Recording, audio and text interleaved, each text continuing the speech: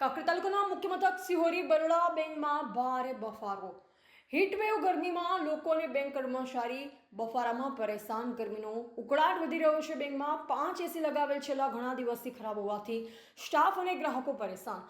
ગ્રાહક અને સ્ટાફ મુખ્ય હોલ ભારે બફારામાં પરેશાન. 3 સેન્ટર એસી, 2 સ્પ્લિટ એસી, મુખ્ય હોલ બંધ હોવાથી બેંક ગ્રાહકો અને સ્ટાફ પરેશાન. બેંકની અંદર તમામ એસી બંધ પડેલા છે અને અહીંયા અમે બેંકમાં આવેલા કોઈ પણ હજી એકે એસી ચાલુ નથી અને ભારે બફારો થાય છે.